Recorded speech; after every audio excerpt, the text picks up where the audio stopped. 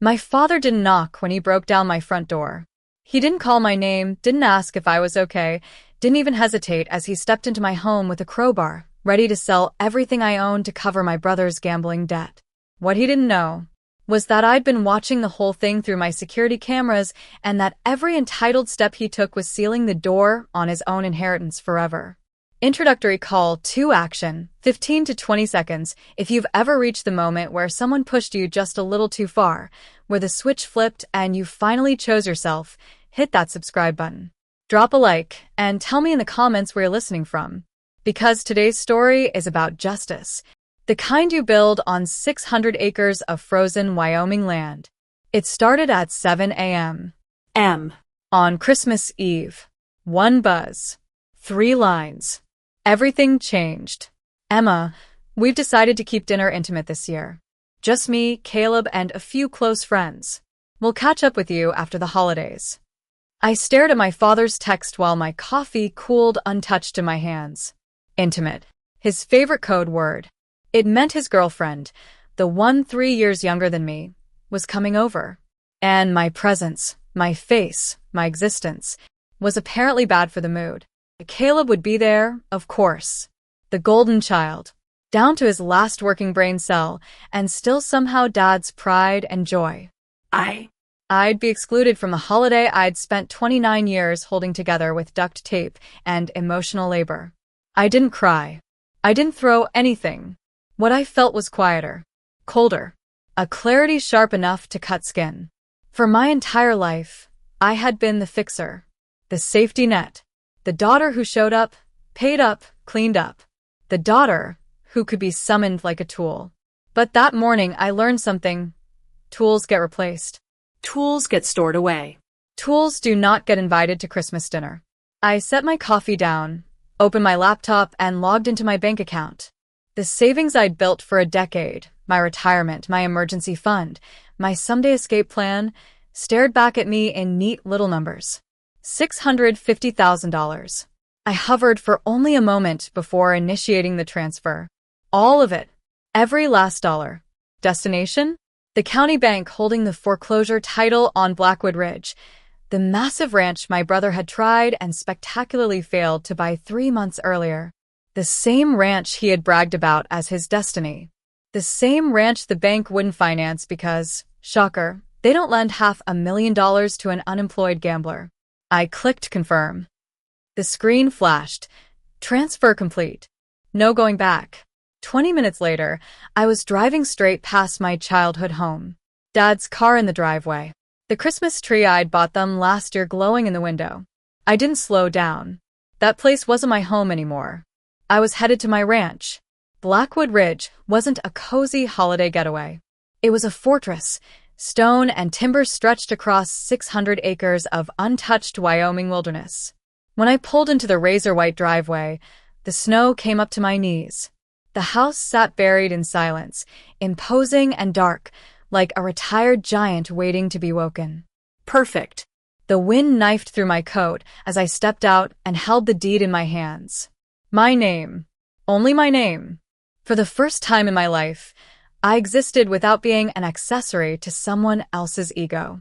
Inside, the house smelled like dust, cold air, and possibilities. Against the fireplace was a piece of plywood, hand-painted in sloppy red letters. Caleb's Lodge, coming soon. He'd placed it there before ever paying a dime. Like he already owned it. That board didn't go in the trash. I cracked it over my knee. The sound echoed through the empty house, sharp and violent. I dumped the pieces into the fireplace and lit a match.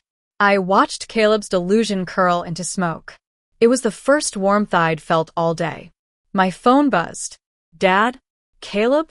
I didn't check. Instead, I opened my settings and began blocking. Aunts who only called when they needed money. Cousins who'd lecture me about familial duty. Dad. Caleb. One by one. Mute. Silence. Gone. Not an act of anger. An act of hygiene. Next came the work. I climbed ladders in the freezing wind, installing high-definition cameras, every angle covered. I replaced old rusted locks with commercial-grade deadbolts, so heavy they felt like closing a vault. When the final lock clicked shut, a wave washed over me. Not relief, not triumph. Ownership. They thought excluding me from Christmas was punishment. They didn't realize they'd just handed me a kingdom. But morning brought reality. I stood in the kitchen, sunlight stretching across scuffed wooden floors, and I let the truth settle. I had spent every cent I owned. Reckless? Maybe. But I don't do reckless. I domav. I'm a forensic accountant. I hunt stolen money for a living. Money hidden by cartels, corrupt CEOs, and cowards who think offshore accounts make them clever. But somehow, I'd missed the biggest theft of all. The slow, steady draining of my life by my own family. I opened a spreadsheet I'd kept hidden for years. Family expenses. It was my autobiography, in numbers. $50,000 loaned to Dad during his business emergency that magically turned into me footing the bill. $12,000 for Caleb's hospital visit, which I later learned was actually a bar fight settlement. And the crown jewel, $200,000 to save Caleb from men who don't send reminder notices. They send warnings carved into baseball bats. Dad had wept that night, begged me to save his son. I liquidated my portfolio. I paid the debt. I kept Caleb alive. A month later, Dad bought him a new truck. Caleb claimed he had negotiated his way out. I became invisible again. Buying the ranch wasn't petty. It was self-defense. Dad was sinking financially. Caleb was gambling again. It was only a matter of time before they came for my grandmother's trust, my last protected asset. The ranch wasn't just land, it was a vault, a safe, a line in the snow no guilt trip could cross. I closed the laptop. Ledger balanced. All that remained was the inevitable knock. 3 weeks passed in heavy, suffocating silence. I worked remotely, auditing shell companies while watching snow crawl up the fence line. Waiting. Because men like my father don't accept rejection. They treat it like a negotiation. And one Tuesday afternoon, the negotiation arrived on a diesel engine. I didn't stand up. I opened my security app. A black rental truck rolled up my driveway. Dad stepped out first, wearing his I'm an important man coat. Then Caleb, smirking like the heir to something he'd never earned. And finally, a realtor. Clipboard. Cheap suit. Here to list my home. They approached the door. Dad pulled out a key. Not to my house, but to my old apartment in Portland. He jammed it into the lock. Confused when it didn't turn. Annoyed, not surprised. Then he grabbed a crowbar from the truck bed. Nos jam. No hesitación. He pried the door open with the casual entitlement of someone opening his own fridge. This was the moment the truth clicked into place. A stranger breaks into your home because they want your stuff. A father breaks in because he thinks you are his stuff. This wasn't hatred. It was ownership. He didn't believe my boundaries existed. Wood cracked. The deadbolt groaned. With a final pop, the frame snapped and the door swung open. He stepped over the threshold without a pause. They entered like they were reclaiming lost property. Caleb started tagging my furniture with garage sale stickers. My couch. My coffee table. My things. Dad paced, barking into his phone. The listing goes live in an hour. Clean it out. Anything personal goes in the dumpster. They weren't just breaking in.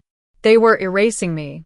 I stood in the shadowed hallway, phone in hand, recording every second. My breath was steady, waiting. On the screen was a button. Panic. Direct line to county dispatch. I waited until Caleb lifted a vase, one of the few things I had from my mother, and tossed it aside.